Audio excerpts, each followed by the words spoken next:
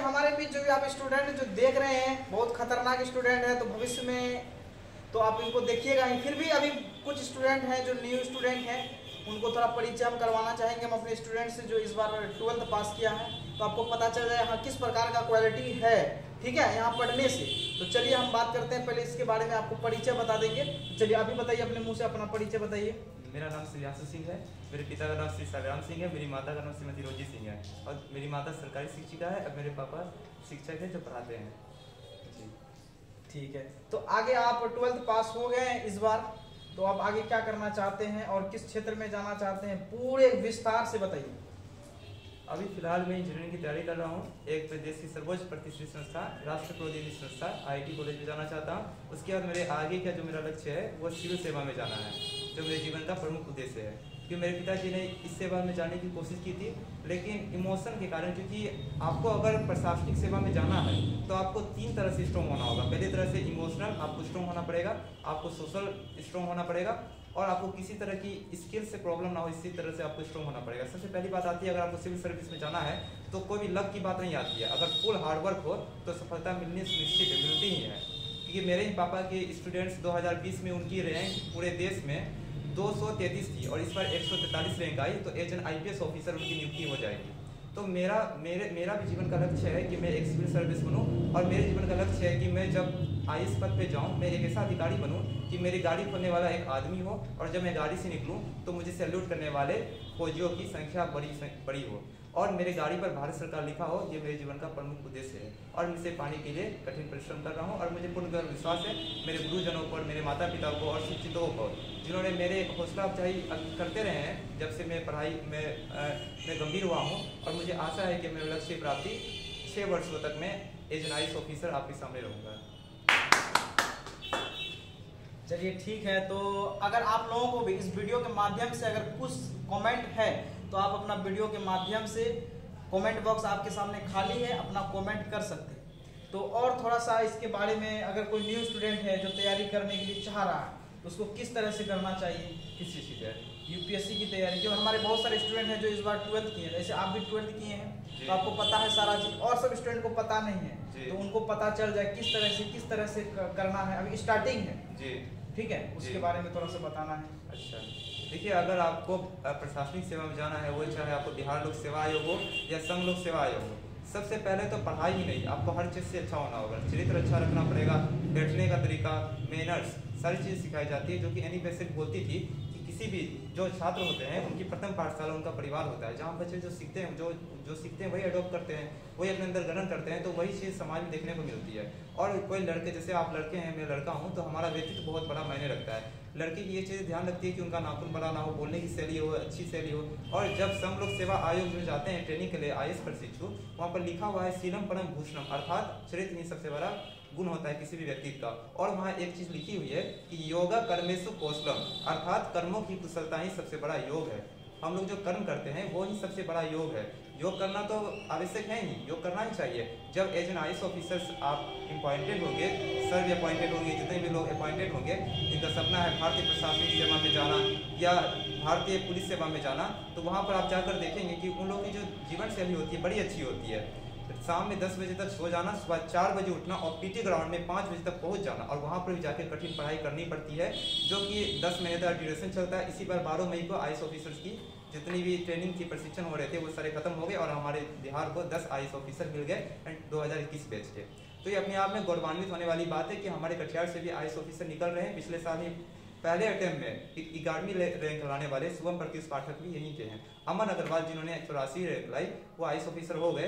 तो यहाँ से निकल रहे हैं, रिजल्ट निकल रहा है, और बहुत ही गौरवान्वित होने वाली बात है। मैंने अभी तुरंत कहा था कि जिन्होंने 233 रैंक लाई वो उनको भारतीय राजस्व विभाग मिला, इंडियन रेवेन्यू सर्विस, और इस बार उनको भारतीय पुलिस सेवा मिल गया। उनका भी परम उद्देश्य है कि भारतीय प्रशासनिक सेवा में जाना, और वो भी पहुंच जाएंगे अपने लक्ष्य तक। और वो IIT खड़गपुर प्रोडक्ट है, इंडियन इंस्टीट्यूट टेक्नोलॉजी खड़गपुर। वहाँ से उन्होंने इलेक्ट्रिकल कंप्यूटर इंजीनियरिंग की पढ़ाई की, और उनके फादर DS कॉलेज में प्रिंसिपल थे, और जहाँ मैं केमिस्ट्री पढ़ने जाता था राजीव सर के पास, वहाँ वो भी पढ़ने जाते थे। वो बहुत ही अच्छे स्टूडेंट है, आप सर्च करेंगे हर्ष प्रासर तो नेट में आ जाएगा।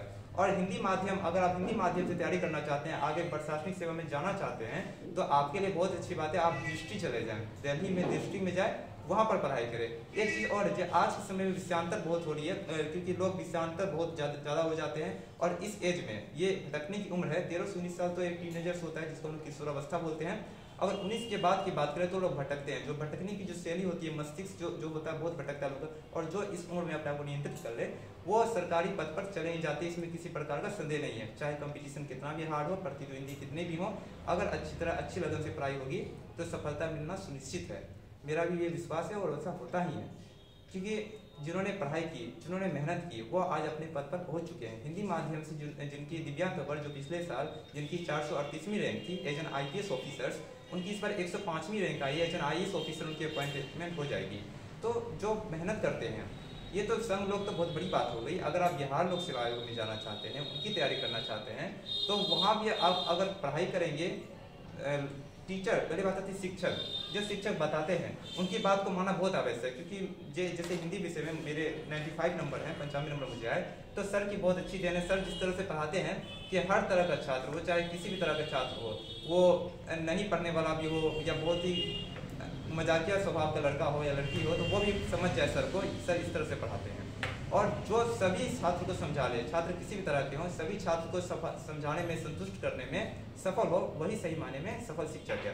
तो शिक्षक वो होते हैं जो हमें अपने लक्ष्य तक पहुंचा देते हैं, लेकिन अपने वहीं रह जाते हैं। एक सफर होता है कि उस सफर से तो गुजर कर हम अपने लक्ष्य तक पहुंच जाते हैं, लेकिन शिक्षक वहीं पर रह जाते हैं। और सर का योगदान है। सर को मैंने भी पिछले वर्ष बोला था कि सर बिहार लोक सेवा आयोग की तैयारी करें, क्योंकि सर में जो कैपेबिलिटी है, बोलने की जो क्षमता है, बोलने की क्षमता और लिखने की जो शैली है, लिखने की शैली बहुत मायने रखती है सिविल सेवा में, क्योंकि ये कॉम्पिटिटिव इंजीनियरिंग मेडिकल की एग्जाम नहीं है। और सर की जो शैली है, मैंने सर को इंकरेज किया था, प्रोत्साहित किया था सर को कि एक अच्छे छात्र की ये भी निशानी होती है कि अपने शिक्षक के बारे में वो अच्छा सोचे, उनको इंकरेज करें। क्योंकि आज के समय में कोई भी नहीं चाहता है कि आप सफल हो, खासकर जो आपको चाहते हैं वो नहीं चाहते हैं कि आप आगे बढ़े, सफल हो जीवन में। लेकिन जो आपके चाहते हैं, जो आपसे चाहते हैं कि आप अच्छा बढ़े, अच्छे पद पे जाए, क्योंकि मैं देखता हूँ इसमें मेहनत बहुत करनी पड़ती है। सर भी मेहनत करते हैं, 5-6 बच्चे आते हैं, 10 बच्चे आते हैं, उसमें दोस्त चले जाते हैं। और मेरे पिता तो शिक्षक है, मैं उस गरीबी को समझता हूँ। पैसे भी नहीं होते और ये अस्थायी चीज़ नहीं है। सबसे बड़ी बात यह है कि यह अस्थायी है, इस पर निर्भर होना पड़ता है और पूरे जीवन गुजारना बहुत ही कठिन है। और क्योंकि मैं अपने पापा को भी देखता हूँ, तो इसमें क्या बहुत समस्याएं होती हैं। अगर आप सरकारी ओहदा सर को लग जाए, सरकारी ओहदा ले लेते हैं, तो इससे क्या होगा, एक टेम्परामेंट होगा, प्रॉपर टेम्परामेंट होगा, परमानेंट चीज आएगी, कोई भी वेतन की चिंता नहीं, मंथली वेतन आ जाना है, इसकी स्वाभाविकता देखने को मिलेगी। और सर जिस तरह से पढ़ाते हैं, शैली है, और सर की जो उम्र है अभी, तो सर भी बिहार लोक सेवा आयोग में, एनएफ संघ लोक सेवा आयोग में भी जा सकते हैं और उनकी नियुक्ति हो सकती है एक अच्छे पद पर। क्योंकि इस बार जो नियुक्ति हुई है वो 933 पद थे, जिसमें से हमारे बिहार के कम से कम 20-25 जितने भी युवा हैं वो टॉप 100 में आ चुके हैं, जिसमें से बेटियों ने भी कमाल किया है। 25 में 14 तो बेटियां ही हैं और 11 लड़के हैं, जिसमें अयोध्या की विदुषी सिंह, जिन्होंने फर्स्ट अटेम्प्ट में ही 13वीं रैंक लाई, 13th रैंक ले आई उन्होंने फर्स्ट अटेम्प्ट में ही। और एज एन इंजीनियर्स का तो कब्जा इधर 4-5 साल से 6-7 साल से यूपीएससी में है। जितने आप देखें श्रुति शर्मा देख ले, लेकिन वो ह्यूमैनिटीज बैकग्राउंड की थी, जिन्होंने JNU से पढ़ाई की और उन्होंने रैंक लाई।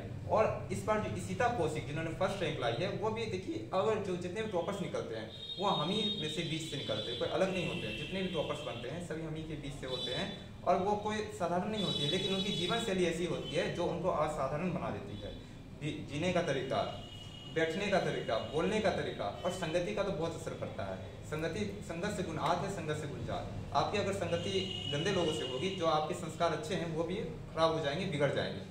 आपकी देखने का नजरिया, आप शिक्षक को देख रहे हैं किस नजरिए, आपकी शैली कैसी है देखने की, आप बैठे किस तरह से हैं, आपकी बोलने की शैली कैसी है, आप अपने आप को व्यक्त किस तरह से कर रहे हैं, आपकी आई कांटेक्ट की लेवल कैसी है, ये बहुत मायने रखती है शिक्षक से। चोर उचक्के की तरह नहीं, अच्छे से पढ़ाई, अगर उससे पता चलता है कि इंसान का व्यक्तित्व क्या है। जब चंद्रगुप्त मौर्य के बारे में शायद आप लोगों ने सुना हो, चंद्रगुप्त मौर्य जब बच्चे थे तब से वो राजा का किरदार निभाते थे। तो उनसे एक बार चाणक्य ने, बहुत बड़े कूटनीतिज्ञ, चाणक्य को साथ जानते होंगे आप, चाणक्य ने बोला कि तुम हमेशा राजा का किरदार क्यों निभाते हो? तो उन्होंने बोला, मैं राजा बनने के लिए ही पैदा हुआ हूँ। क्योंकि अगर कोई IAS ऑफिसर बनता है या बनेगा बाद में, या कोई भी IPS ऑफिसर बनेगा, वो ऐसा नहीं है ये शुरू से लोफर रहा, अचानक परिवर्तन, ऐसा नहीं होता है। वो संस्कार जो होते हैं कहीं ना कहीं वो दिखते हैं कि वो हो सकता है कि उसकी बोलने की शैली अच्छी ना हो, लेकिन वो पढ़ाई में अच्छा होगा, कहीं ना कहीं अच्छा होगा। कुछ ना कुछ ऐसे गुण होंगे, अगर वो नहीं भी पढ़ता था, अनसीरियस लड़का था, लेकिन कुछ ना कुछ होंगे जो और लड़कों से अलग हो गए। वो घर में रहता होगा, पढ़ता होगा, नहीं भी पढ़ता होगा, खेल कूद करता होगा, लेकिन उसके गुण अच्छे होंगे। गुण इन द सेंस कि वो ना उसकी गलत हैबिट होगी, ना वो मोबाइल चलाता होगा, ना कुछ खाता पीता होगा, ना ही कोई डेविएशन होगा, ना ही कोई लड़की से मतलब होगा, लेकिन वो भी ट्रैक पे आके वो लड़का भी सफल हो जाता। क्योंकि मैं भी पढ़ने में शुरू से गंभीर नहीं रहा हूँ, मैंने 9वीं कक्षा में मैं गंभीर हुआ, और मुझे गंभीर करने वाले खुद एक आईएएस ऑफिसर हैं। मैंने जब एक आईएएस ऑफिसर को देखा जो मेरे स्कूल में आए थे, मैंने उनके सामने भाषण दिया था, उनका नाम था बैद्यनाथ यादव जी। उस समय वो बीपीएससी प्रोडक्ट थे, उसमें डिस्ट्रिक्ट मजिस्ट्रेट, और हमारे ही स्कूल में आई थी उस समय आईपीएस शैली सावला धुरतराम, जो कि अभी वैशाली में पोस्टेड है। तो उनके सामने मैंने प्रश्न भी पूछा था आईपीएस से कि मैडम आपने कैसे क्वालिफाई किया, आपने यहाँ तक की जर्नी कैसे पूरी की। पूरे यूपीएससी में 2017 में उनकी 105वीं रैंक थी और उन्होंने आईपीएस पोस्ट को प्राप्त किया। तो मैडम ने बताया कि सबसे पहले है तो आपको डिसिप्लिन वे में होना होगा, टीचर की बात सुननी होगी, जो बताते हैं शिक्षक, किसी भी तरह का भरोसा शिक्षक पर करना है, किसी प्रकार का संदेह नहीं होना चाहिए। वो हमारे शिक्षक हैं, अगर वो बोल रहे हैं तो उसमें हमारी भलाई है, क्योंकि शिक्षक जो पढ़ा रहे हैं सर की भी उम्र है, आप लोग की भी उम्र है, सर का भी समय बहुत महत्वपूर्ण है। क्योंकि मैंने जो पढ़ाई की थी पिछले वर्ष, तो मेरी पढ़ाई जून से शुरू हुई थी, 6 महीना समय था, लेकिन सर 2 महीना सर के पिताजी बीमार थे तो 4 महीने पढ़ाई हुई थी। और सर जो समय मायने नहीं रखता, कम समय में चीजें हो जाती हैं। और सर ने जो पढ़ाया, जो पढ़ाने का सर का तरीका वो बड़ा ही उच्चतम है। इसलिए सर को मैंने बोला था आप बिहार लोक सेवा आयोग की तैयारी करें, अभी सितंबर में 29 सितंबर को प्रीलिम्स की परीक्षा है। और सर की और मुझे पूर्ण विश्वास करेंगे, बोला कि हो नहीं पाता, मैं उन चीज़ों को समझता हूँ, अगर सर करेंगे तो सर की नियुक्ति हो जाएगी। ये बताने वाले लोग बहुत कम होते हैं आज के समाज में, क्योंकि आज का जो वातावरण है इसमें लोग जलते हैं और लोग नहीं बोलेंगे आपको ये करना है, क्योंकि लोग को ईर्ष्या बहुत है। और अपने इंडिया में जेलसी बहुत ज़्यादा होती है। आप अमेरिका जाओगे ना, तो अमेरिका में एक बार क्या होता है, लॉर्ड हॉकिंस, अपना नाम आपने नहीं सुना होगा, वो एक दिन स्विमिंग कर रहे थे रिवर में, तो एक आदमी आते हैं जिसका नाम लॉर्ड जेमसन था। ये बात है वाशिंगटन डीसी का फुल फॉर्म जानते हो आप लोग? नहीं जानते हो? District of Columbia. Washington DC के बारे में बताता हूँ। एक आदमी थे जॉर्ज वाशिंगटन, किसान के बेटे थे। एक दिन क्या हुआ, जॉर्ज वाशिंगटन अपने पार्क में घूम रहे थे और किसान, उनके जो मालाकार थे, गार्डनर जो देखते हैं बाग बगीचे को, तो उनके पिताजी आने वाले थे। तो उन्होंने क्या किया, पेड़ को काट डाला। बच्चे थे, वाशिंगटन अमेरिका के पहले राष्ट्रपति, उन्हीं के नाम पर बना है Washington, District of Columbia, America की राजधानी है। तो उन्होंने पूछा बेटा कि ये पेड़ किसने काटा? तो उन्होंने ईमानदारी पूर्वक बोल दिया बेटा पापा मैंने काटा है। तो उन्होंने बोला मुझे दुख नहीं है कि पेड़ काटा, मुझे मुझे इसकी खुशी है कि तुमने ईमानदारी पूर्वक बता दिया कि तुमने पेड़ काटा। और वही लड़का आगे चलकर अमेरिका का राष्ट्रपति बना, सबसे पहला राष्ट्रपति बने। वाशिंगटन डीसी उन्हीं के नाम पर है, जॉर्ज वाशिंगटन उनके नाम था। तो मेरा कहने का तात्पर्य ये है, कोई लोग विशेष बनते हैं, राष्ट्रपति बनते हैं, प्रधानमंत्री बनते हैं, तो वो गुण उन्हें बचपन से ही दिखता है। कहीं ना कुछ गुण ऐसे होते हैं जो उनको विभिन्न बनाते हैं औरों से, और वो सफल होते हैं। और आपने नाम सुना होगा अब्राहम लिंकन का, वो अमेरिका के 16वें राष्ट्रपति थे। उनकी जो जीवन शैली थी, उनका जो संघर्ष था, उससे सभी परिचित है। गरीब के बच्चे थे, बहुत संघर्ष किया। कभी जब जाते थे बोलने के लिए तो घबरा, जैसे मैं तो बोल रहा हूँ, वो तो जब 30 वर्ष 35 साल उम्र हो गई उनकी, तो वो बोलने से घबराते थे। तो वो क्या करते थे, कैमरे ऑफ में जाते थे पीछे में और प्रैक्टिस करते थे, शीशा के सामने बोलते थे। क्योंकि अमेरिका बहुत डेवलप है, वहाँ मिरर आ चुका था उस समय, जिस तरह का मिरर अभी इंडिया में मिलता है। तो उन्होंने प्रैक्टिस करना शुरू किया, और जब गए बोलने के लिए, वो एक वहाँ पर लिंकन मेमोरियल है, वहीं पर वो बोलने के लिए गए थे। और आपने नाम सुना होगा, लिंकन मेमोरियल है, अल्बर्ट आइंस्टीन का नाम सुना होगा। अल्बर्ट आइंस्टीन की मूर्ति है, उन्हीं के बगल में लिंकन मेमोरियल है। उन्होंने जब भाषण दिया, मतलब लोग जो नहीं आना चाहते थे वो भी आने लगे, और 4 लाख लोगों की भीड़ लग गई थी लिंकन मेमोरियल में अब्राहम लिंकन को सुनने के लिए।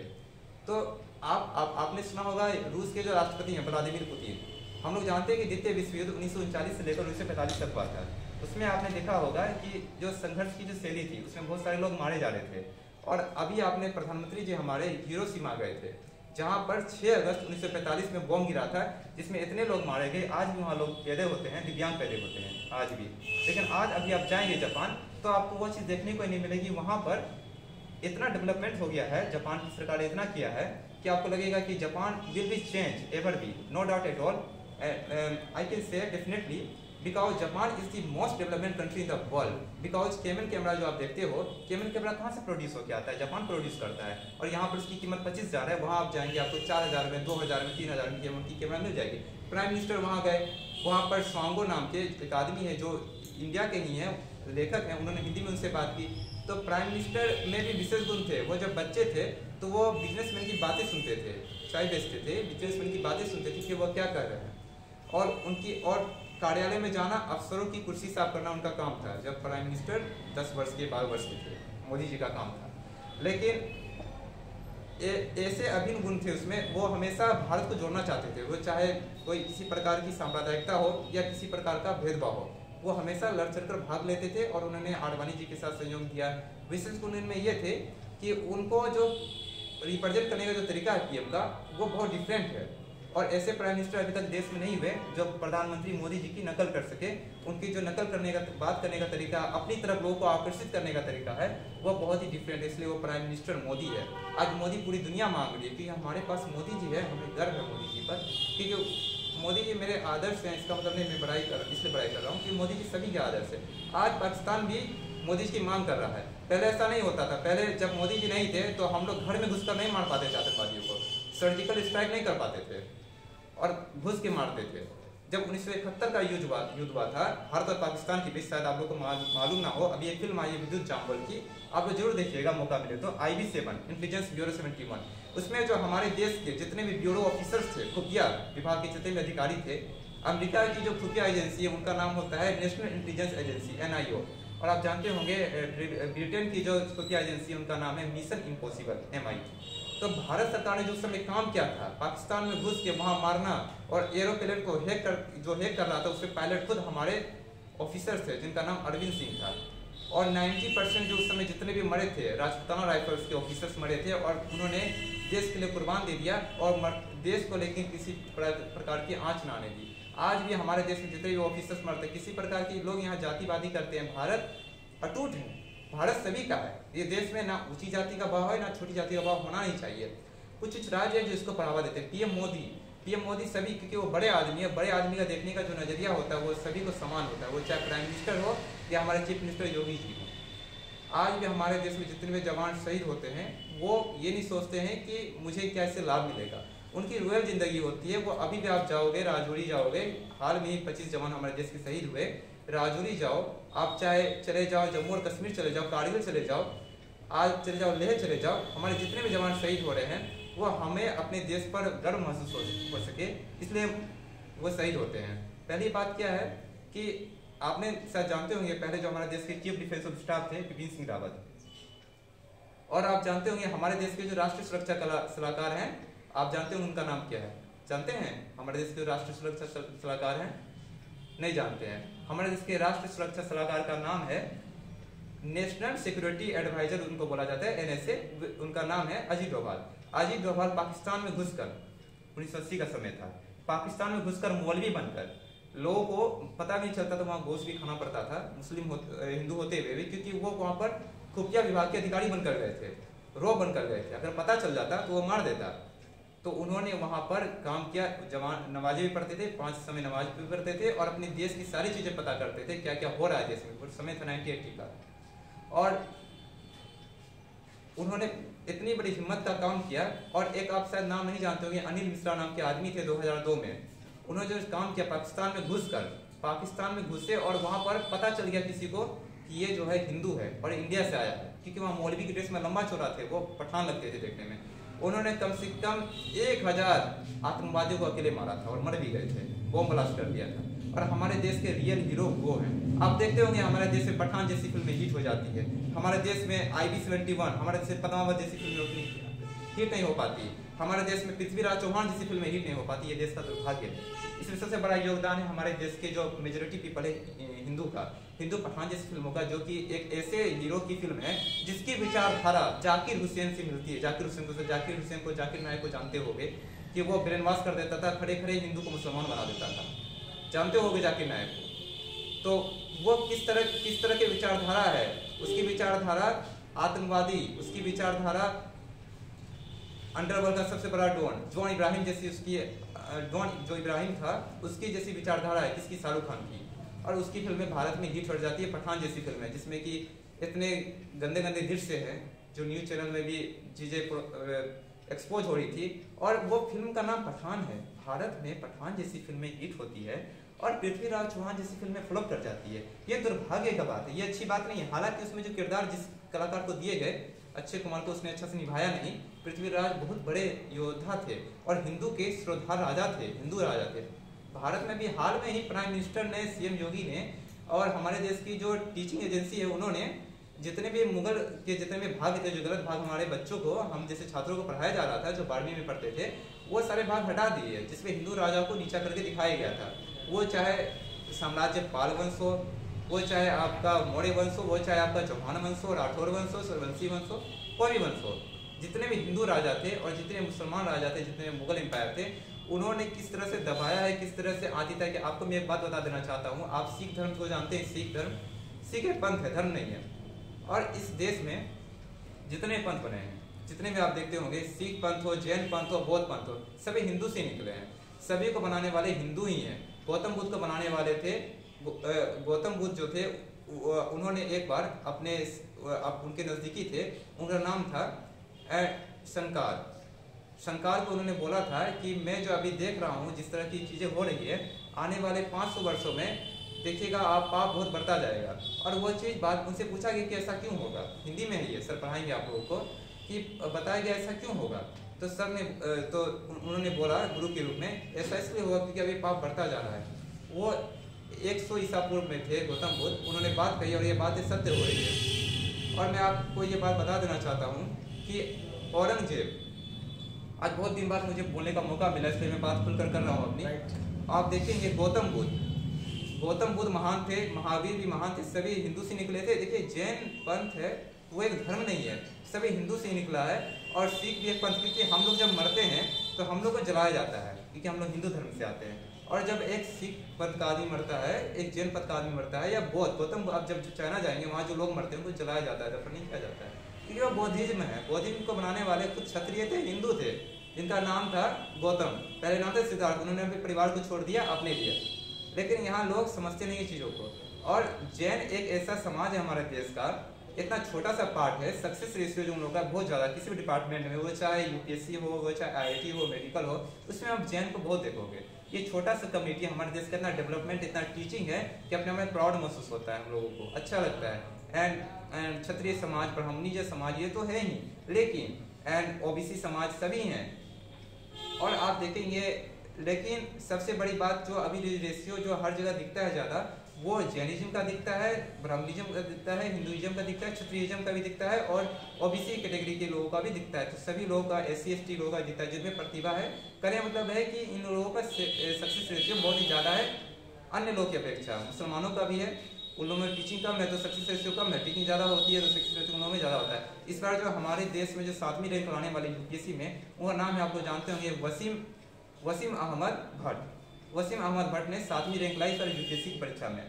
तो लोग सफल हो। अगर आप हमारे देश की जो भीषण आबादी है, हमारे देश को प्रमोट करने वाले लोग पीछे हट जाते हैं, या यहाँ मुसलमानों को बढ़ावा देने वाले खुद हिंदू वकील होते हैं, और हिंदू को नीचा दिखाने वाले खुद उनके वकील नहीं होते, जो कि अपने आप में अक्षुण्ण बात है।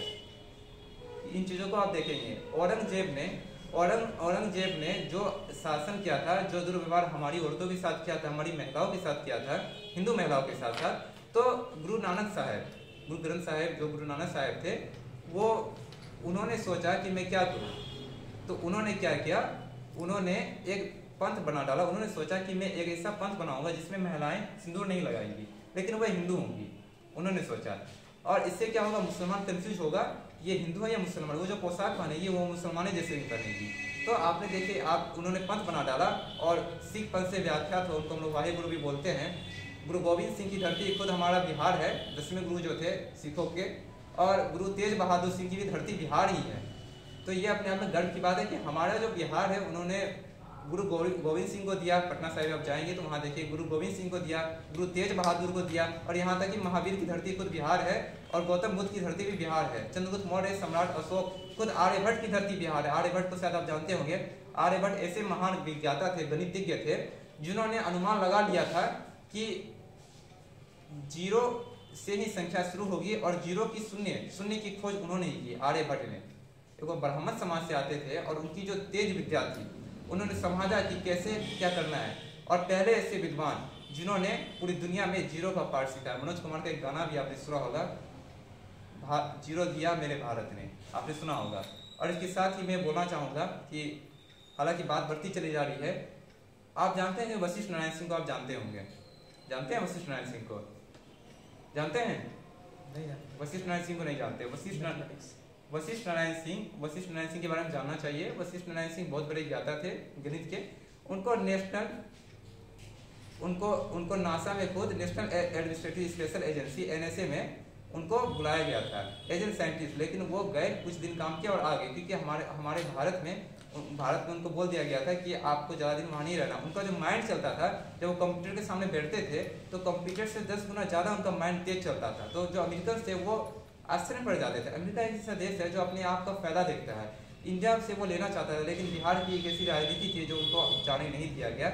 और वो जब उनकी मौत हुई, जो कि अपने आप में शर्म की बात है, मैं ये बताना चाह रहा हूँ कि हमारे देश में जो प्रतिभाशाली लोग जो मरते हैं, जो यहाँ की सरकार, जो अभी केंद्र सरकार जो सम्मान दे रही है वो नहीं दे पाती, उनको उस तरह की इज्जत नहीं मिल पाती। जब वो मरे थे तो जो सलामी दी जाती है महान लोगों को, वो सलामी के लिए बंदूक भी चल रही थी बिहार सरकार की, जो कि हमें अच्छी बात है। वशिष्ठ नारायण सिंह की IIT कानपुर में बुक चलती है वशिष्ठ एंड वशिष्ठा। वो IIT कानपुर में एज ए प्रोफेसर अपॉइंटेड भी रह चुके हैं वशिष्ठ नारायण सिंह, बहुत बड़े ज्ञाता थे। और वो मतलब जब पागल हुए थे वो, तो वो पागल खाना में भी मैथ बनाते रहते थे, हमेशा मैथ ही बनाते रहते थे। और अपनी पत्नी के चलते पागल हो गए वो। और मैथ बनाने एक सिंपल फौजी के बेटे थे वो, सामान्य घर से आते थे, हम ही लोग जैसे आप ही लोग जैसे थे। और इतनी सुविधा भी नहीं थी, मतलब पढ़ना, शिक्षक अवेलेबल, ये स्मार्ट बोर्ड, ये सारी चीज़ें नहीं थी। वो सामान्य परिवार से आते थे। उनमें कुछ वो जो चीज़ थी विशेष थी, एक्स्ट्रा ऑर्डिनरी जो बोलते हैं, गॉड गिफ्टेड चीज़ थी। गॉड गिफ्टेड चीज़ बिल्डअप धरती पे नहीं होती है, कोई कर लेता है। और वो चीज़ जो उनमें थी वो गॉड गिफ्टेड ही होती है। 10 गुना ज़्यादा माइंड तेज चलना और मैथ को 50 तरीके से बना डालना, ये कोई सामान्य बात नहीं है। शिक्षक जो पढ़ाते हैं वही 5 तरीका नहीं बता पाते हैं, 50 तरीके से चला बना, ये सामान्य बात है। अगर वशिष्ठ नारायण सिंह रहते, अगर उनको सही मौका मिलता, सही डायरेक्शन मिलता, तो हमारा बिहार बहुत ही उच्चतम श्रेणी में पूरे भारतवर्ष में रहता। तो यहाँ को नीचे दिखाने वाले यहाँ के खुद लोग हैं। और आपको जानकर ताजुब होगा कि हमारे देश की जो संस्कृति है, जो विविधता से भरा हुआ, अचंभित विविधता से भरा हुआ जो भारतवर्ष है, इसमें हर तरह की विविधता है। एक बार 1964 में GS कोठारी ने बोला था घोटाले आयोग के दौरान कि ये जो एक कक्षा होती है, कक्षा में हर तरह के सितारे निकलते हैं। एंड टीचिंग जो पढ़ाई होती है, student is environment and insides outside the body, because जितने भी स्टूडेंट है वो एक रेनबो की तरह होते हैं। कुछ बन भी जाते हैं, कुछ छोड़ भी निकल जाते हैं, कुछ चिल्लर भी बन जाते हैं, कोई पान वाले भी बन जाते हैं, और कोई ऑफिसर बन जाते हैं, कोई दरोगा भी बनते हैं। और उन्होंने ये बात बोली क्योंकि ये जो विद्यालय हम लोग जो पढ़ते हैं, यहाँ हर तरह के रेनबो होते हैं। शिक्षक सर की पढ़ाई में कुछ बच्चे किसी पद पे जाएंगे और कुछ बच्चे नहीं पढ़ पाए, क्योंकि अपने आप को पढ़ना और अपने आप को अच्छी बनाए रखना आसान नहीं होता है। अच्छी तरह अपने आप को बनाए रखना, बड़ों का पालन करना, ये अपने आप में अच्छी बात नहीं। अच्छी बात तो बहुत है, लेकिन ये हो नहीं पाता। और शिक्षक में सर के बारे में बताऊँ, ये मैंने 3-4 मुद्दों पर बात कर दी, क्योंकि अभी मुझे नहीं करनी चाहिए, उचित समय नहीं था।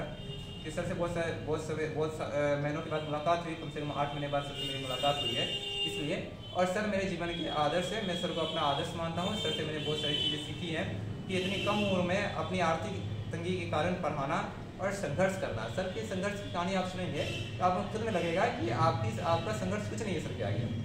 ओनली केवल एजुकेशन की व्यू से नहीं, सब व्यू से। कि सर भी, क्योंकि सर देखते हैं किसी को बनते हुए, कोई बन रहा है, कोई ऑफिसर बन रहा है, BPSC कंप्लीट कर रहा है, तो सर के मन में भी इच्छा आती है कि सर भी बने। सर की भी उम्र है, सर भी बूढ़े नहीं हो गए हैं, सर की उम्र 24-25 साल उम्र है, तो सर के भी आग लगती है शरीर में। लेकिन मजबूरी ऐसी चीज़ें हैं कि सर नहीं बन पाते, मजबूरी बस कमाना पड़ता है, चीज़ें इकट्ठा करनी पड़ती है। क्योंकि मैं खुद गरीब परिवार से आता हूँ, मैं गरीबी को समझता हूँ। मेरे पिताजी भी जब इंटर में थे 1984 समय था, उन्होंने पढ़ाना शुरू कर दिया था।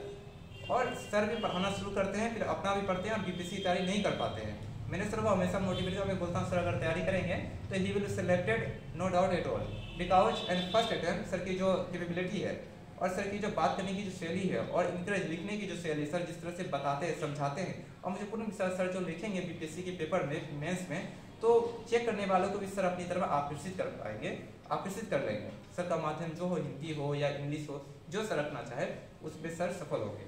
और मुझे बहुत ही गर्व है कि मैं सर से पढ़ा हूँ। सर के कारण मेरी व्याकरण की पढ़ाई अच्छी हो पाई, मैं हिंदी को अच्छी तरह समझ पाया। और सर के गाइडलाइंस के बिना ये सब चीज़ संभव नहीं था, नहीं हो पाता। और सर जिस तरह से पढ़ाते हैं ये अपने आप में अद्भुत है। और आप जब सर के पास पढ़ रहे हैं, आप देख रहे होंगे कि सर जो पढ़ाते हैं, हालांकि हम लोग तो नॉर्मल बोर्ड में पढ़ाई की हम लोगों ने, तो हम जो सीधा जो सर ने जिस तरह से पढ़ाया, जिस तरह से सर पढ़ाते थे और मजाकिया एक भाई की तरह भी स्वभाव था सर का, वो बड़ा ही अचून था, बड़ा ही अच्छा था। ये सर की झूठी प्रशंसा नहीं है, ये प्रशंसा ऐसी है जिस प्रशंसा के लायक सर हैं वो प्रशंसनीय है। आज मुझे बोलने का मौका दिया गया, यही मेरे लिए सौभाग्य की बात है, क्योंकि सर बहुत ही अच्छे हैं, बहुत ही महान हैं, बहुत ही अच्छे शिक्षक हैं, बहुत ही अच्छा पढ़ाते हैं। ऐसा नहीं है कि सर से मैंने पढ़ाई की मुझे नंबर आ गए तो मैं सर से पढ़ाई करूँ। सर बहुत ही अच्छे हैं, नंबर तो कहीं से भी आता है, लेकिन एक अच्छी दिशा अगर ना मिले तो नंबर कम आ जाता है। नंबर आ भी जाता है तो a paper can not decide your future. Paper number आ जाने से ऐसा नहीं होता कि बेस स्ट्रॉन्ग हो जाता है। सर जो बेस बनाते हैं, जो सर फिजिक्स फिजिक्स भी सर केमिस्ट्री भी पढ़ा देते हैं क्लास 10 के लेवल के बच्चों को, तो हालांकि मैंने तो नहीं देखा, लेकिन सर वो भी जिस तरह से समझाते होंगे, क्योंकि एक सब्जेक्ट को जिस तरह से समझा रहे हैं हिंदी को और फिजिक्स केमिस्ट्री को उस तरह समझाते होंगे, ये मुझे पूर्ण विश्वास है। और मुझे आशा है कि सर से आप पढ़ें। सर मैंने 95 नंबर लाया हिंदी में, और सर से आप पढ़ेंगे तो नंबर आपके भी अच्छे आएंगे। नंबर ही नहीं, आपकी नॉलेज गेन होगी और आप व्याकरण में, हिंदी में, गद्य खंड में, काव्य खंड में आप अच्छा कर पाएंगे। और सर की जो पढ़ाने की जो रणनीति है उनको आप मानते जाएंगे तो मुझे पूर्ण विश्वास से अच्छे नंबर आपके भी आएंगे। और यूपीएससी बीपीएससी में जो भी जाना चाहते हैं या जो भी इंजीनियरिंग में जाना चाहते हैं, मेडिकल डिपार्टमेंट में जाना चाहते हैं, सबसे पहले तो आता है कि मुझसे किसी ने पूछा था एक बार कि आप क्या बनना चाहते हैं, तो मैंने बड़ी विनम्रतापूर्वक उत्तर दिया कि मैं सबसे पहले एक अच्छा इंसान बनना चाहता हूँ, तब कुछ बनना चाहता हूँ। पहले एक अच्छा इंसान, बड़ों का आदर, और फिर उसके बाद किसी पद पर जाना कोई भी मुझे चाहिए, क्योंकि अगर मैं अच्छा छात्र नहीं बन पाऊंगा, अच्छा इंसान नहीं बनूंगा, पहले तो अच्छा छात्र, फिर उसके बाद अच्छा पुत्र, फिर अच्छा भाई, तभी मैं भविष्य में एक अच्छा अधिकारी भी बन पाऊंगा। ये मुझे अपने आप में लगता है, क्योंकि अगर मैं अच्छा नहीं बन पाऊंगा, अगर मैं, क्योंकि कुछ लोग होते हैं जो सिस्टम में जाकर चेंज हो जाते हैं, वो लोग कॉमन होते हैं। विनम्र तो वही होते हैं जो कितने भी बड़े पद पर चले जाए वो झुके रहे, वही अनकॉमन है। मैं सर के पास आता हूँ, मैं सर को प्रणाम करता हूँ। आज से 6 साल बाद, 7 साल बाद जब भी मैं आईएएस ऑफिसर, मुझे पूर्ण विश्वास है कि मैं बन जाऊंगा। जब 6 वर्ष बाद मैं as an IAS officer sir के पास आऊँगा, इसी तरह विनम्रतापूर्वक एक छोटे बच्चे की तरह सर से बैठकर बात करूँगा, जिस तरह अभी कर रहा हूँ। क्योंकि बड़े के सामने हमेशा छोटा बना रहना ये चाणक्य ने सिखाया था, और मेरे माता पिता ने संस्कार दिया कि आपसे अगर बड़े हैं वो जैसे, क्योंकि सर बड़े हैं, सर को किसी चीज़ में हो सकता है कि सर को जानकारी मेरे जैसे नहीं हो जो मैं बता रहा हूँ, लेकिन सर मुझसे इसलिए बड़े हैं, मेरे इसलिए सरदे हैं क्योंकि सर मेरी उम्र से बहुत ज़्यादा बड़े हैं। और उम्र का जो तजुर्बा होता है, जो अनुभव होता है, वो अपने आप में बहुत बड़ा होता है। आपने रामायण का वो प्रसंग देखा होगा, एक बार रावण की से लड़ाई हो रही थी और लक्ष्मण जी ने बोला था कि तुम जाकर रावण से जाकर तुम सीखो। तो उन्होंने पूछा था मैं क्यों सीखूंगा, अहंकारी है। बोला था वो ज्ञानी है, वो तुमसे बहुत बड़ा है, जाकर उनसे सीखो। तो आप देखेंगे कि सर की जो पढ़ाने की जो शैली है, जो सर का बैठने का तरीका है, और सर जिस तरह से लोगों को अपनी तरफ आकर्षित कर पाते हैं, खींच पाते हैं, ये अपने आप में अनूठा है। और सर के पास जिससे भी संख्या कम है, क्योंकि ये अच्छे शिक्षक है। जो अच्छे शिक्षक होते हैं उनके पास बच्चे कम आते हैं, ये स्वाभाविक है, क्योंकि जो अच्छे शिक्षक होते हैं उनसे बच्चे भागते हैं। आजकल ये बच्चे को टाइम पास और मोबाइल, मजाकिया, बगल में लड़कियां बैठी हों 5-10, ये पसंद है आजकल के बच्चे को। और सर जो पढ़ाते हैं और जो अच्छे शिक्षक होते हैं, जो पढ़ाते हैं, जो ईमानदारी से पढ़ाते हैं, जो खपते हैं बच्चों के लिए, मेहनत करते हैं, उनके पास शिक्षक नहीं आते हैं। इसलिए टीचर भी क्या करते हैं आजकल के अधिकतर टीचर की वैसा ही कर, लेकिन जो अच्छे शिक्षक हैं, जो दिल से ईमानदार हैं, वो ठग नहीं पाते हैं बच्चों को, क्योंकि भविष्य के साथ बच्चों का वो खिलवाड़ नहीं कर सकते। ये अपने आप में सच बात है। और सर के बारे में मैं क्या ही बोलूँ, सर अपने आप में बहुत ही अच्छे हैं, बहुत ही अच्छे हैं और बहुत ही अच्छा पढ़ाते हैं। आप जब छात्र पढ़ने आप आते हैं तो सर की ये कमियां ना देखें कि सर क्या हैं, क्या करते हैं, कैसे पढ़ाते हैं, हाइट कम है, पढ़ा रहे हैं, थाउट आते हैं। मैं समझता हूँ, मुझे पता है इंसान के किसी तरह के माइंड में आते थाउट, मेरे मन में कभी नहीं आई, लेकिन मैं समझता हूँ। मेरी उम्र से मुझे ज़्यादा परिपक्वता है, ये मैं बात ऐसे नहीं बोल रहा हूँ, क्योंकि मुझे पता है कि किस तरह के बच्चे होते हैं। और आपको लगेगा कि शिक्षक है, सर पढ़ाते हैं कॉमन, क्योंकि आप लाल बहादुर शास्त्री के बारे में शायद सुने होंगे। वो ऐसे प्रधानमंत्री थे हमारे देश के, जो जब पढ़ाई करते थे तो जब बहुत वर्षा होती थी, गंगा जी के पास डूबकर और ऊपर अपने सिर पर किताबें बांधकर वो पढ़ने जाया करते थे। लाल बहादुर शास्त्री हमारे देश के प्रधानमंत्री थे, हमारे देश के वो तीसरे प्रधानमंत्री थे। जवाहरलाल नेहरू के बाद इंदिरा गांधी बनी, उसके बाद वही प्रधानमंत्री हमारे देश के बने थे। और लाल बहादुर शास्त्री जी के नाम पर ही जहाँ आईएएस की ट्रेनिंग होती है, उन्हीं के नाम पर है लक्षणा लाल बहादुर शास्त्री राष्ट्रीय प्रशासनिक अकादमी मसूरी उत्तराखंड, जहाँ पर अवस्थित है। वहाँ पर एक चीज़ सिखाई जाती है कि आपको जीवन जीने की शैली आनी चाहिए। पहली बात तो मैंने जो पढ़ाई की, मैंने जो अंक अर्जित किया इंटरमीडिएट की परीक्षा में, और मैं अनुशासित रहा हूँ पूरी तरह से अपने पिता का, अपने माता का, अपने गुरुजनों का। सबसे पहला स्थान आता है गुरुजनों का, जिन्होंने मुझे मार्गदर्शन दिखाया, मैं अच्छी तरह चल सकूँ, बढ़ सकूँ जीवन में, मुझे अच्छा लगा। और सर ने मुझे इनकरेज किया कि बेटा if you go ahead at any cost, because तुम जो चाहते हो लाइफ में वो कर सकते हो, और बस ये जरूरत है कि आप लाइन पे रहे, भटके ना।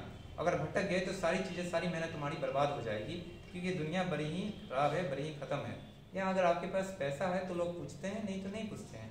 सफलता की यही पकड़, क्योंकि आज मैं देखता हूँ, आज मैं पढ़ाई करता हूँ, तो मैं मेरे पिता जो सर जानते हैं, सर ने भी वहाँ पढ़ाया है, तो वो भी मेहनत करते हैं। और हमारे घर में कभी कोई दिक्कत हो जाती है, नहीं हो पाता है, कभी हम आम का समय है, आम नहीं भी खा पाते हैं, दिक्कत के कारण, क्योंकि ये ऐसा व्यवसाय है। और उन्होंने जो मेहनत की है, मैं इसलिए पढ़ता हूँ कि मैं अपने पिता की आंखों में वो रोशनी ला सकूँ जो सफलता की रोशनी है। पहले कम उम्र में ला सकूँ, उसके बाद जो बनना है वो तो मैं प्राप्त कर ही लूँगा, उसमें समय लगेगा वो भी मैं कर लूँगा। और मेरे पिता की आंखों में जो रोशनी है, सर को भी गौरवान्वित महसूस कर सकूँ। मेरा उद्देश्य है कि मैं जब एज एन IAS ऑफिसर में अपॉइंटेड हो जाऊँगा, मेरे जीवन का उद्देश्य है कि मैं 2028 तक IAS ऑफिसर में बन जाऊँ। 2028 बैच मेरा होगा IAS ऑफिसर्स का। और मैं जब बनूंगा कि सर जहाँ भी होंगे, सर को किसी तरह की समस्या नहीं होगी, क्योंकि सर ने जो किया उसकी मैं पूर्ति में नहीं कर सकता, कुछ भी देकर सर को। सर की जो भी कोचिंग होगी उसको मैं पूरी तरह से रिनोन्सिएट कर दूंगा।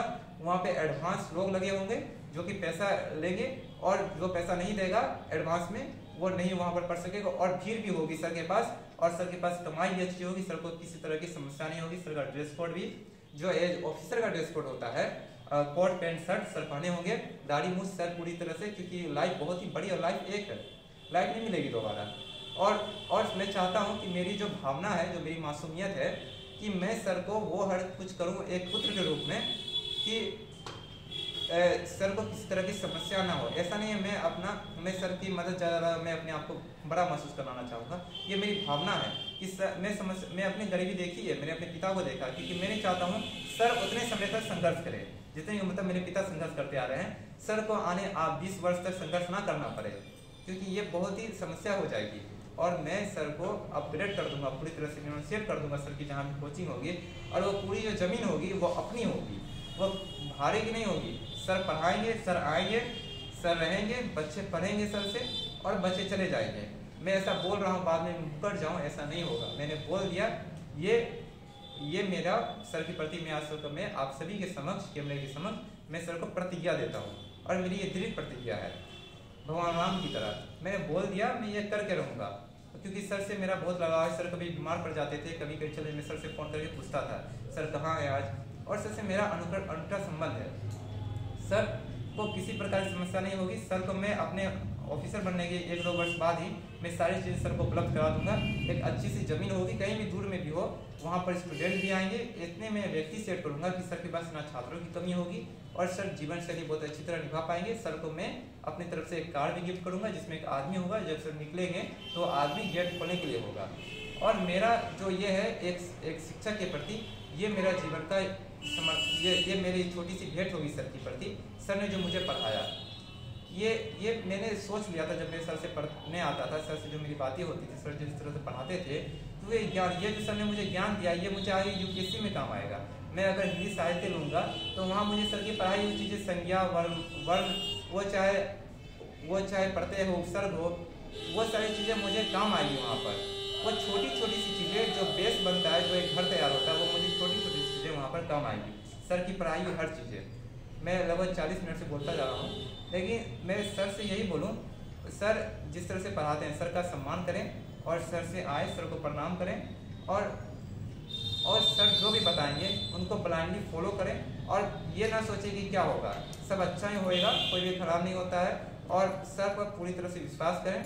और जो भी छात्र दिमाग लगाते हैं ना कि यहाँ पढ़ाई होती है, कैसी होती है, नहीं होती है, छात्र शिक्षक ऐसे हैं, संख्या इनके पास कम है, ऐसी होती है, टेम्परामेंट होता है छात्र का, मैं बता रहा हूँ ऐसा होता है। और आप देखेंगे कि वो ना कुछ नहीं कर पाते हैं लाइफ में। जो स्टूडेंट टीचर को जज करता है ना, वो जज नहीं करता रह जाता है, और वो वहीं रह जाता है जहाँ होने के लिए वो लायक था। और कभी शिक्षक को जज मत करना, क्योंकि तुम्हारी जितनी उम्र नहीं है ना, उतना उन्हें अनुभव है। इन चीज़ों को भी याद रखना, ठीक है। इन चीज़ों में मैं ये सब बोलता नहीं हूँ, मेरे शिक्षक हैं और मैं यहाँ बोल सकता हूँ क्योंकि एक मैं अनुशासित में मैं इन बातों को रिप्रेजेंट कर रहा हूँ। और मैं किसी से मेरी आदत भी नहीं, सब मुझे जानते हैं, मैं कहीं बोलता भी किसी बात भी मैं नहीं करता हूँ। मेरी जो अपनी स्ट्रक्चर है पढ़ाई पे, मैं आता हूँ अपना पढ़ता हूँ चला जाता हूँ। मेरा जो था सर देखते थे, तो इसलिए क्योंकि मेरा शिक्षक है, नहीं तो मैं सिर्फ छात्रों से बात भी नहीं करता, मैं तो निकल जाता हूँ अपना। क्योंकि ये सर सबसे पहले मैंने लगता है कि हम बैठे कैसे, सर से बात किस तरह कर रहे हैं। पढ़ाई तो बात की चीज़ है, पढ़ाई तो बात की चीज़ है, पढ़ाई नहीं।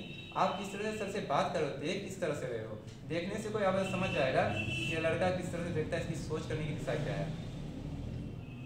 और मुझ में भगवान ने विशेष गुण दिया है, मैं किसी को देख के समझ जाता हूँ उसके दिमाग में क्या चल रहा है। मेरे ये विशेष गुण है मुझ में।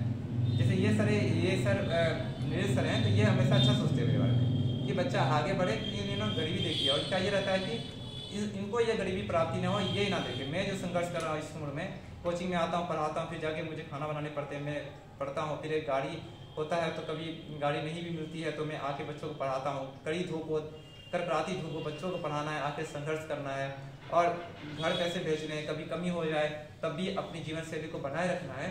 जो संयमित सर की जीवन शैली है, तो उनसे मैं भी प्रेरणा लेता हूँ सर से। क्योंकि सर हैं, सर मेरे पिता जो पढ़ाते हैं, मेरे पिता के हिसाब से सर मेरे पिता के छात्र हुए। मेरे पिता को कम से कम 30 वर्ष का अनुभव है और अभी तक संघर्षरत है। और मैंने जन्म लिया है भाड़े के घर में, मेरा जन्म भाड़े के घर में हुआ है, लेकिन मैं चाहता हूँ मैं मरूँ भाड़े के घर में नहीं, मैं भाड़े घर में नहीं मरूंगा। जिस गरीबी में पैदा हुआ उस गरीबी को मैं दूर करना चाहता हूँ। इसलिए मैं पढ़ाई करता हूँ कि अपने माता पिता, अपने गुरुजनों, अपने शुभचिंतकों का नाम रोशन कर सकूँ राष्ट्रीय स्तर पर। पहले तो जो एक छोटा सा स्तर था, राजकीय स्तर, जिला स्तर, उस पर किया, राजकीय स्तर पर करना, उसके बाद एक प्रतिद्वंदी के रूप में प्रतिस्पर्धा स्तर में करना, अपने शिक्षकों का नाम रोशन करना। ये मेरे जीवन का परम लक्ष्य है कि मैं ऊपर सकूँ और मेरे शिक्षक मुझ पर गर्व करें कि मैंने उसे पढ़ाया था। और सर अभी बोल रहे थे रास्ते में कि तुम्हारा भी नंबर आए, तो ये गर्व की बात है कि सर का मुझ पर विश्वास है। और सबसे बड़ी बात होती है बिलीव योर सेल्फ। मेरा खुद पे भी विश्वास है और सर को मुझ पर विश्वास है। और विश्वास बनाने में बहुत समय लग जाता है, लेकिन बिगाड़ने में टाइम नहीं लगता है। अगर सर ने कभी देख लिया मुझे कि मैं किसी गंदे लड़की के साथ घूम रहा हूँ, ऐसा होगा तो कभी भी नहीं, लेकिन अगर सर ने मुझे देख लिया, क्योंकि कुछ लोग ऐसे होते हैं जो बहुत ही कमज़ोर दिमाग के होते हैं, अच्छे तो होते हैं लेकिन अगर भटक गए तो वो खराब इस तरह होते हैं कि लगेगी नहीं कभी वो इतने अच्छे भी थे। इस तरह के बहुत सारे छात्र, बहुत सारे उदाहरण हैं समाज में। मैट्रिक में टॉप किया, इंटर में टॉप किया और बाद में भटके कहीं के नहीं रहे। और जो एवरेज था वो आज ऑफिसर है प्रेजेंट टाइम में। तो उससे मायने नहीं रखता है कि वो टॉपर था मैट्रिक में, इंटर में टॉपर था, कुछ मायने नहीं रखता है। आप बस पढ़ाई करें और शिक्षक जो बोलते हैं उनका पालन करें और देखिए अच्छी तरह से। ये किसी को देख रहे हो आँख टिला करके इस तरह से देख, नहीं, अरे यार तुम देखो अच्छी तरह, अनुशासन करो। अरे चोर चिल्ला रहो क्या, आँख मिलाने की ताकत रखो, अच्छी तरह मिलाओ।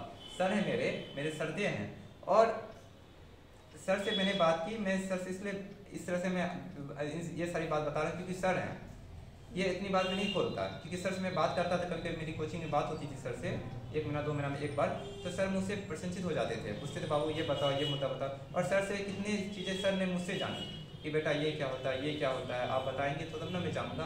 तो मैं सर को बताता था कि सर आप ये करेंगे तो ये होगा, ये करेंगे ये होगा। सर प्रारंभिक परीक्षा में बैठेंगे तो 6 से 12वीं तक की पुस्तक को चार्ट डालेंगे और बीपीएससी की तैयारी करेंगे, बीपीएससी सर को बच्चा लगेगा। और सर कोई डाउट नहीं है, सर एसडीएम पोस्ट पे भी जा सकते हैं। अभी सर की उम्र क्या, लोग 30 साल में तैयारी करते हैं और सर्टिफिकेट में होती है 27 साल, 4 साल तैयारी किया, 2 साल तैयारी किया और ऑफिसर बन के अपने पद पे चले जाते। क्योंकि जीवन एक है, लाइफ का मिलेगी दोबारा। क्योंकि सर को मैं बोल रहा हूँ कोशिश करें सर, और सर करेंगे। मैं सर पर ही, सर को बार बार मैं सर को आग लगाने आता हूँ, मैं सर को ही आग लगाता हूँ। तभी कोई बेटा जो होता है वो भी अपने पापा को बोलता है कि पापा आप ना, क्योंकि मेरे पापा टाइम देते हैं कोचिंग में, तो मुझे लगता है कि पापा की तो एनर्जी जाती है, समय जाता है। तो कभी अगर कम हो जाती है, पैसे की इनकम कम होती है, तो मैं पापा को बोलता हूँ पापा आप ना, मतलब ना आप जो पढ़ाते हैं तो आप नोट्स अवेलेबल कीजिए। आजकल के बच्चों को वही पसंद है, क्योंकि मेहनत तो वो बहुत करते हैं लेकिन उस तरह की जो चीज़ें नहीं मिलती है। और पापा वो चीज़ जब बोलते हैं बेटा ठीक है आपसे मैं वही करता हूँ, तो उन्होंने अपना तरीका बदला। क्योंकि मुझे लगता है ना मेरे पापा हैं वो इतनी तरह मेहनत करते हैं, सर भी मेरे अपने हैं, तो मुझे लगता है सर इतनी मेहनत करते हैं तो वो सफल कैसे होगी वो, क्योंकि समय जाता है, पैसा तो आ जाएगा, समय तो नहीं आएगा। सर का समय बीत रहा है और यंगस्टर हैं, अभी सर आप लोगों को पढ़ाने में लगे हैं, तो कोई सफल हो जाता है, कोई कुछ बन जाता है, तो वो जरूरी नहीं है किन्हीं को काम आए। लेकिन एक अच्छा वही होता है जो हमेशा काम आए, लोगों के काम आए। और सर के बारे में यही कर सकता हूँ। और आप देखते होंगे एक चीज़ जो आप लोगों को देरी हो रही है, हाँ, आप एक चीज़ देखते होंगे कि प्राइम मिनिस्टर मोदी जो देश के प्रधानमंत्री हैं, वो जब वैश्विक स्तर पर जाते हैं तो वो झुके हुए रहते हैं। क्यों झुके हुए रहते हैं? क्योंकि प्रधानमंत्री हैं, इतने बड़े पद पर हैं, जो हमारे देश का सबसे बड़ा प्रशासनिक पद है, तब भी वो झुके रहते हैं। लेकिन यहाँ तो लोग दरोगा बन जाते हैं या किसी छोटे विभाग में चले जाते हैं, लोग पूरी तरह से स्ट्रिक्ट हो जाते हैं, विनम्र नहीं होते। और जो विनम्र नहीं होंगे उनका जीवन में आगे बढ़ना बहुत ही कठिन है। और सर बड़े ही विनम्र हैं, बड़े ही अच्छे हैं, सर बड़े ही हंसमुख हैं। कभी कभी उनमें भी कोई चिंता होती है, लेकिन वो हंसते हैं कि सामने वाला ये ना समझे कि मैं दुखी हूँ, मैं कष्ट में हूँ, किसी प्रकार की संदेह किसी को ना हो ये लगे। और वो हमेशा खुश रहते, मुस्कुराते रहते हैं, ताकि बच्चे जो पढ़ रहे हैं उनकी आंखों में मुस्कुराहट आ सके, वो भी खिलखिलाते रहें। ये सर की कोशिश होती है। और सर बहुत ही अच्छे हैं, सर के पास आते हो, पढ़ाई करो, और अच्छा नहीं लगता जो भी लगता है, सर जो भी समझाते हैं सर की बात मानो। और जाने वाले को सर नहीं रोक सकते हैं, लेकिन छात्र की कमी नहीं होती है। छात्र जो अच्छे छात्र होते हैं, जहाँ कम संख्या होती है इसका मतलब वहाँ अच्छे छात्र हैं। जहाँ ज़्यादा संख्या होती है, बोला जाता है ना कि गधेड़ों की संख्या ज़्यादा होती है, अच्छे शिक्षक के पास कम बच्चे ही टिक पाते हैं। जहाँ की व्यवस्था अच्छी हो, जहाँ माहौल खराब होता है, जब उस तरह की व्यवस्था दी जाती है, वहाँ छात्र ज़्यादा जाते हैं। और ये शिक्षक ईमानदार हैं, अपने आप में अच्छे हैं, तो इनके पास छात्र आते हैं जितने भी, और वो अच्छे छात्र ही आते हैं, क्योंकि सर जिस तरह पढ़ाते हैं। और सर की मोटिवेशन सर से लीजिए आप लोग, सर अच्छी अच्छी बातें बोलते हैं। और मैं सर से आज मुझे देखकर बहुत ही प्रसन्नता हुई सर से। और बहुत लोग यहाँ पर पक भी रहे होंगे, मैं इतनी देर से बोल रहा हूँ, लेकिन माफ़ कीजिएगा मुझे, मेरी भी एनर्जी जा रही है, मेरे गले दुख रहे हैं, क्योंकि मुझे वो सब कुछ नहीं अभी दिख रहा। क्योंकि सर मेरे सामने बोला जाता है कि गुरु ब्रह्मा गुरु विष्णु गुरु देवो महेश्वरा, गुरु साक्षात परम ब्रह्मा तस्मै श्री गुरुवे नमः। तो गुरु माता पिता से बढ़कर है गुरु, क्योंकि मुझे इन्होंने लिखना सिखाया, निबंध लिखने की शैली सिखाई कि पहले आपको लिखना है कि आप किस तरह भाव को व्यक्त करें। इन्होंने मुझे लेखात्मक प्रणाली सिखाई, इन्होंने मुझे संख्या के बारे में फिर से एक बार पुनरुद्धार कराया। फिर उसके बाद उन्होंने मुझे वर्ण समझाया। और समझाने का जो सर का ट्रिक है वो बड़ा ही अपने आप में प्रशंसनीय है। सर जिस तरह से बताते हैं कि वो जीवन में कभी भी कोई नहीं भूल सकता। अब कोई बहुत ही ज़्यादा कमजोर नहीं होगा वो भूल जाए, वो तो मुर्दा भी, उसको भी ट्रिक याद हो जाए। जो जिस तरह से सर पढ़ाते हैं कि ये ऐसे याद कर लो, ऐसे याद कर लो। हम लोग को याद है, हम लोग को सर ने पढ़ाया था ठीक, हम लोग के बैच में कम बच्चे ही थे, 4-5 बच्चे हम लोग आते थे, 7-8 आते थे, 10 आते थे। तो सर की जो पढ़ाने की शैली है, जो ट्रिक सिस्टम है सर का, वो बड़ा ही अनोखा है। सर बड़े ही अच्छे हैं, बहुत ही अच्छे हैं। और सर के पास आप लोग आते हैं, पढ़ाई करते हैं, सर चीज़ों को बताते होंगे, पूरी ईमानदारी से सर पढ़ाते हैं, ना ही सर टाइम देते हैं, ना ही कुछ देखते हैं, अपनी ड्यूटी को पूरी ईमानदारी से वो निभाते हैं और चले जाते हैं। सर की ये अच्छे गुण हैं जिनसे मैंने भी बहुत चीज़ सीखी है। और मुझे आशा है कि आने वाले समय में सर अपने कार्य में बीपीएससी की परीक्षा देंगे और एक बिहार लोक सेवा आयोग में एक अधिकारी के रूप में चयनित होंगे और बिहार का नाम रोशन, अपने माता पिता का नाम रोशन और हम जैसे छात्रों को अपने आप में गर्व करने का एक सौभाग्य प्रदान करेंगे कि हमने सर से पढ़ाई की थी। और जो नहीं पढ़ा है वो भी बोलेगा कि आज मैंने सर से पढ़ाई की थी, और वो नीरज सर थे ना, मैंने उनसे पढ़ाई की थी। जो नहीं पढ़ा था वही बोलेगा। यही तो सफलता की कीमत है। मेरी माँ सरकारी शिक्षक है, तो हमारे परिवार में बहुत दम है। और क्योंकि सरकारी जो महत्ता होती है, जो सरकारी ओहदे की जो एक पकड़ होती है, वो अपने आप में अलग होती है। क्योंकि हम लोग एक सामान्य परिवार से आते हैं और हम लोगों में पढ़ाई लिखाई के अलावा और कुछ नहीं है। हमारा बिहार इतना अच्छा है, यहाँ तो पढ़ाई करनी है और खेती करनी है, इसके अलावा तो कुछ और ही नहीं। बाहर आप जाएंगे, कोटा चले जाएं, आप चाहे मुंबई चले जाएं, दिल्ली चले जाएं,